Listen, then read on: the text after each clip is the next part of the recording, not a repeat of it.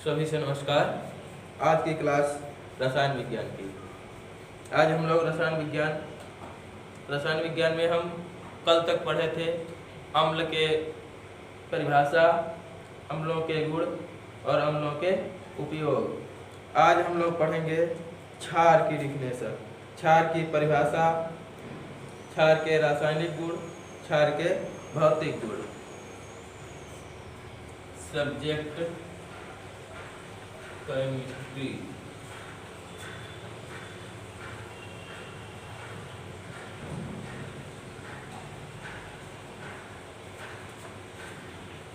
Class 10।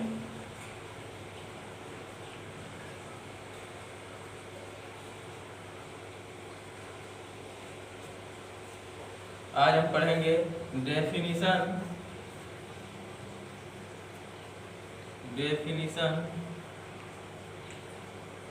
Of base.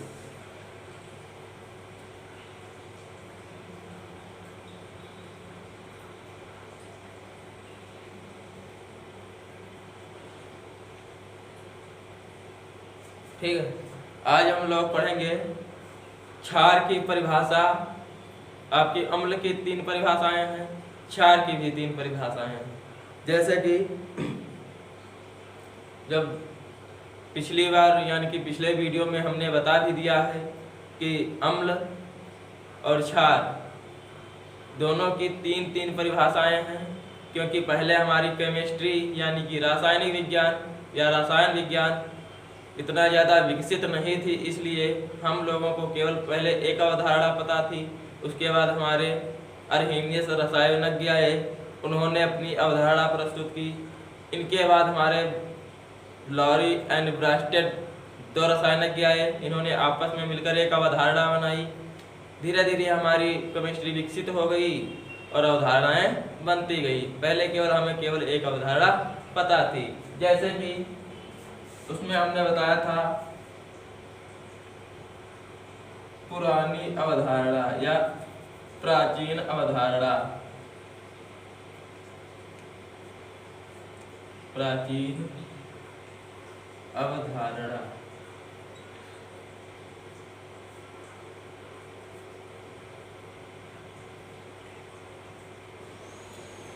प्राचीन अवधारणा क्या है?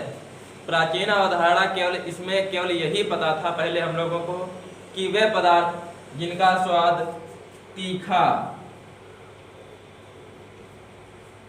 कड़वा एवं कसैला, ठीक है, वे पदार्थ जिनका स्वाद तीखा, कड़वा एवं कसैला होता है वे हमारे क्या कहलाते हैं? क्षार। पहले केवल हमको यही पता था, यानी कि केवल पदार्थों का स्वाद जांच कर ही हम पता लगा सकते थे कि यह अम्ल है या क्षार है। पहले हम लोगों को केवल यही पता था कि अम्ल का स्वाद कैसा होता है? खट्टा होता है। और इसका कैसा होता है? तीखा, कड़वा या फिर कसैला। उसके बाद जब हमारी रसायन विज्ञान कुछ विकसित हुई तो आपके आए अर्हेनियस रसायनज्ञ हैं आपके अर्हेनियस के अनुसार या फिर अर्हेनियस अवधारणा।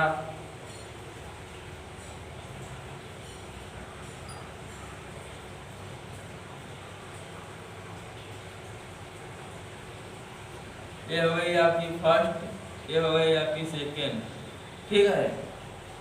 इन्होंने बताया कि वे पदार्थ जो जलीय विलयन में OH- आयन देते हैं आपके क्या कहलाते हैं? क्षार।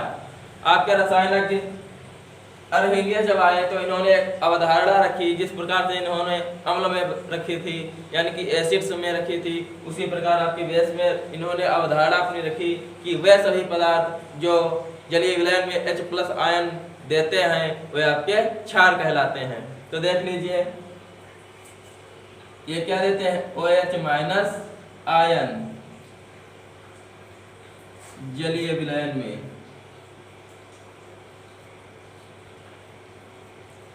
जलीय विलयन में एग्जाम्पल दैट जैसे कि आपका KOH है, इसका जलीय विलयन लेंगे, पोटेशियम हाइड्रोक्साइड है, ठीक है, आपका क्षार है, AuU यानी कि एक्वास का जलीय विलयन है, K प्लस में टूट जाएगा, प्लस OH माइनस आयन में टूट जाएगा। तो इन्होंने बताया कि वे सभी पदार्थ जो OH माइनस आयन में टूट जाते हैं वे आपके क्षार कहलाते हैं। दूसरा देख लीजिए, ये आपका पहला हो गया, ये दूसरा हो गया। जैसे कि NaOH सोडियम हाइड्रोक्साइड, इसका जलीय विलयन लेंगे AuU, तो ये काहे में टूटेगा, Na plus plus OH minus ion में टूट जाएगा।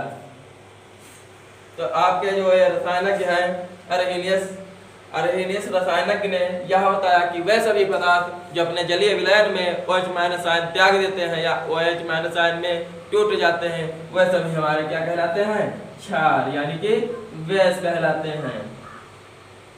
इन्होंने जब क्षारों की यानी कि प्रत्येक क्षार को उसका जलीय विलयन लिया और उसका जो क्रिया हुई तो उसमें आपका K plus plus OH minus यानी कि सभी में OH माइनस बाहर निकल के आया, यानी कि OH माइनस सभी में टूट रहा था। तो उन्होंने बताया कि वे सभी पदार्थ जो अपने जलीय विलयन में OH माइनस आयन में टूट जाते हैं आपके क्षार कहलाते हैं। तीसरी रिएक्शन देख लीजिए, CaOH का होल ट्वाइस, CaOH का होल ट्वाइस, इसका एक्वास यानी कि जलीय विलयन लेंगे AuU, गिव्स आउट आपका Ca plus plus OH minus ion में टूट जाएगा। तो इसी प्रकार से इन्होंने जब यह देखा कि सब में OH माइनस आयन आपका टूट रहा है तो उन्होंने एक अवधारणा रख दी, प्रस्तुत कर दी और उसे हमारे हिगेस अवधारणा कहते हैं कि वे सभी पदार्थ जो अपने जलीय विलयन में OH माइनस आयन में टूट जाते हैं आपके क्षार कहलाते हैं। अब पढ़ेंगे इसके अंतर्गत ब्रास्टेड-लॉरी अवधारणा। आपकी दो हो गई, प्राचीन अवधारणा और अर्हेनियस अवधारणा। आप पढ़ेंगे ब्रास्टेड-लॉरी अवधारणा। ब्रास्टेड-लॉरी, ये आपके लॉरी रसायनज्ञ अलग हैं, ये आपके ब्रास्टेड अलग हैं, दो लोग थे। अवधारणा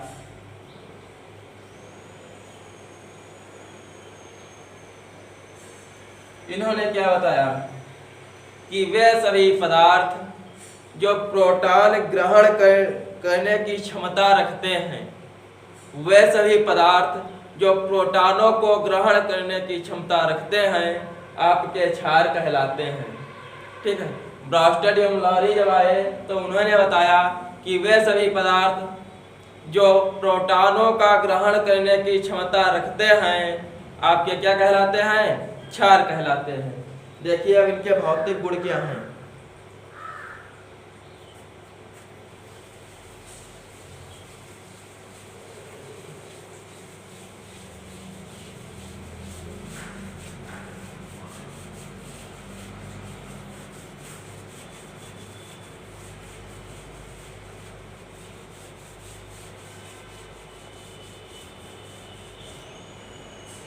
देखिए भौतिक गुण, फिजिकल प्रॉपर्टीज ऑफ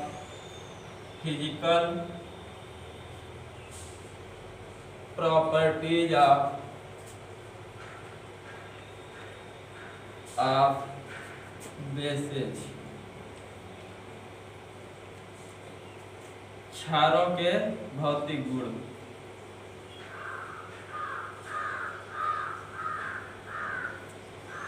क्षारों के भौतिक गुण क्या हैं?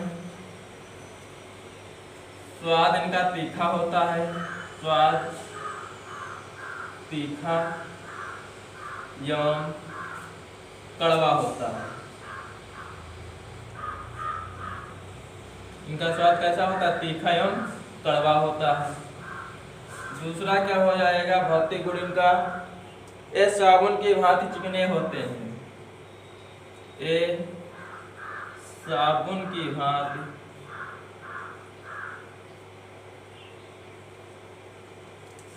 भांति चिकने होते हैं।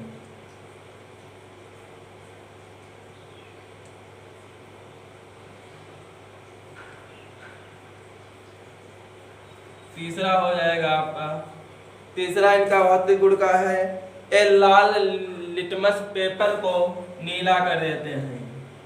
ए लाल लिटमस पेपर को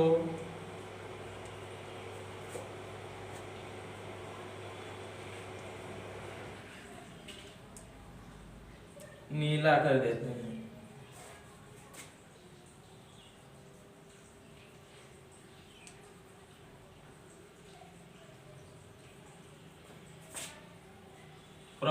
प्रॉपर्टीज नंबर 4 आपका ये है कि ये जैसे अम्ल आपके हैं H+ आयन देते हैं तो इनका एक यह गुण भी हो जाएगा कि ये जलीय विलयन में OH- आयन देते हैं, OH- आयन देते हैं।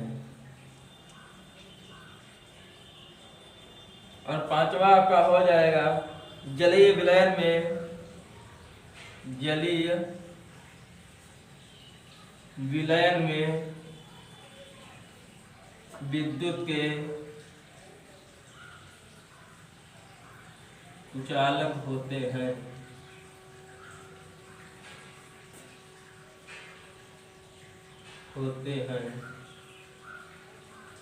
ठीक है, 5 गुण आपके हो गए। स्वाद में स्वाद में तीखे एवं कड़वे होते हैं। दूसरा है साबुन के भांति चिकने होते हैं। तीसरा है लाल लिटमस पेपर को नीला कर देते हैं।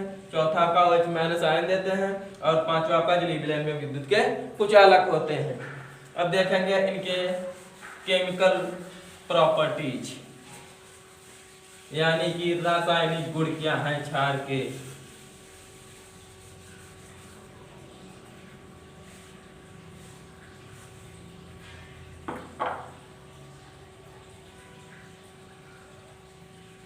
Chemical properties of gases. पहला आपका है ऊष्मा का प्रभाव। ऊष्मा का प्रभाव,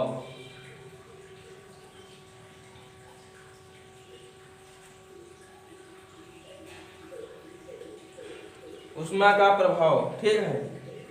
इसमें अब हम पढ़ेंगे ऊष्मा का प्रभाव। पहला इसका क्या है, रासायनिक गुण है। इसका पहला रासायनिक गुण है ऊष्मा का प्रभाव। तो देखिए, क्षारों को गर्म करने पर धात्विक ऑक्साइड व जल बनाते हैं। जब हम क्षारों को गर्म करेंगे, ठीक है, जब हम क्षार को गर्म करते हैं तो यह धात्विक ऑक्साइड तथा साथ में जल बनाता है। जैसे कि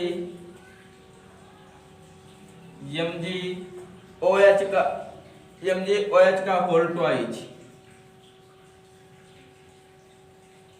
जब इसको हम गर्म करेंगे, ये आपका सिंबल ऑफ टेम्परेचर, ठीक है, ये ऊष्मा का प्रतीक है। चाहे यहां गर्म करने पर लिख दीजिए, गर्म करने पर, या फिर ये आप सिंबल बना दीजिए, ठीक है। ऊष्मा के प्रभाव में क्या बनाते हैं, धात्विक ऑक्साइड, जैसे कि MgO+ और साथ में आपका क्या बनता है, H2O। इसमें बताया गया कि क्षार, यानी कि क्षारों को गर्म करने पर यह धात्विक ऑक्साइड व साथ में जल बनाते हैं। दूसरा है अम्लों से क्रिया। दूसरा गुण है इनका अम्लों से क्रिया, reaction of acids.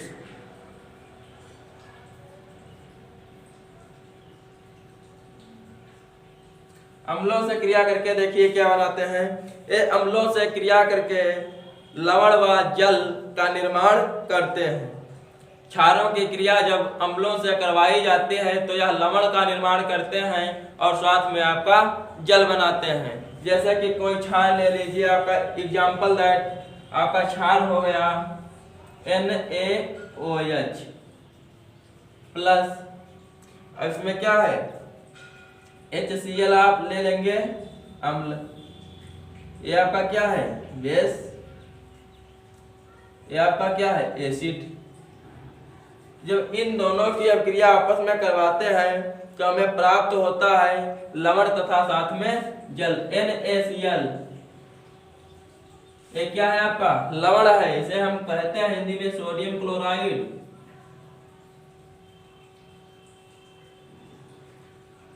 Sodium chloride और साथ में हमारा क्या बनता है H2O।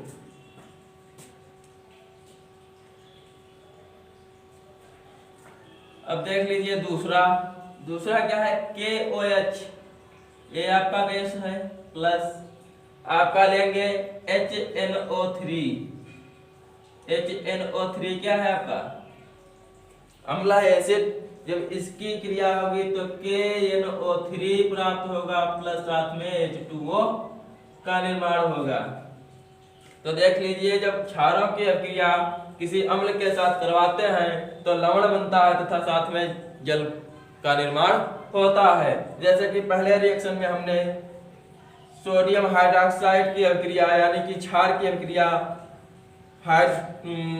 आपकी HCl से करवाई, हाइड्रोक्लोरिक अम्ल से करवाई, तो आपका NaCl यानी कि सोडियम क्लोराइड तथा साथ में जल का निर्माण हुआ, जिसमें आपका सोडियम क्लोराइड क्या है लवण है और H2O आपका जल है।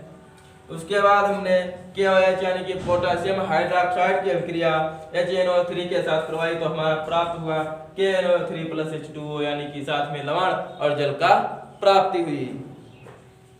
आगे हम पढ़ेंगे इसके उपयोग, यूजेज ऑफ बेसेस यानी कि क्षारों के प्रयोग या अनुप्रयोग।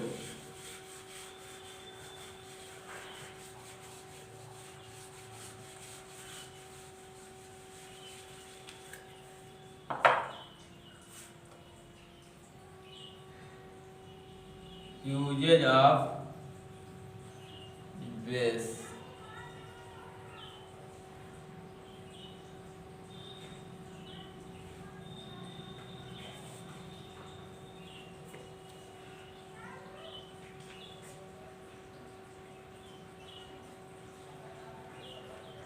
क्षारों के प्रयोग।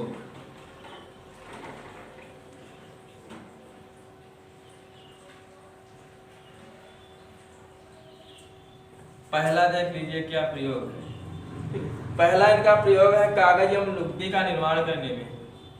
कागज व लुगदी का निर्माण करने में। दूसरा गुण इनका है रेशम का निर्माण करने में।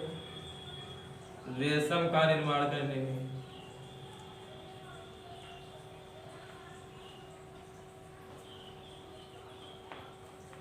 नंबर ऑफ 3, ठीक है। तीसरा नंबर आपका क्या है ब्लीचिंग पाउडर बनाने में। ब्लीचिंग पाउडर बनाने में।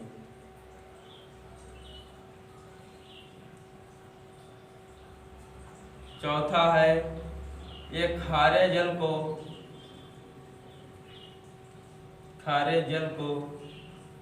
मृदु जल बनाने में। और अगला आपका है 5 नंबर चमड़ा उद्योग में।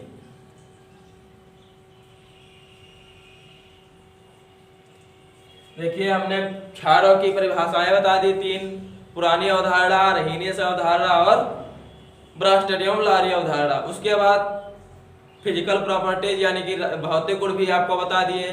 उसके बाद केमिकल प्रॉपर्टीज रासायनिक गुण भी आप लोगों को बता दिए। और उसके बाद इसके उपयोग क्या क्या हैं यह भी बता दिए। पहला उपयोग इसका क्या है कागज एवं लुगदी का निर्माण करने में होता है। पहला उपयोग इसका कागज एवं लुगदी का निर्माण करते हैं। और दूसरा उपयोग है रेशम का निर्माण करने में। और तीसरा है आपका ब्लीचिंग पाउडर बनाने में इसका उपयोग किया जाता है, यानी कि क्षारों का उपयोग किया जाता है। और ये खारे यानी कि क्षार जो खारा जल होता है उसको मृदु जल बना देते हैं, इसमें सहायक होते हैं। और लास्ट नंबर है आपका चमड़े के उद्योग में भी आपका क्षार की उपस्थित होनी अनिवार्य होती है, यानी कि चमड़े के उद्योग में भी क्षार का उपयोग किया जाता है। तो आज की क्लास ओवर।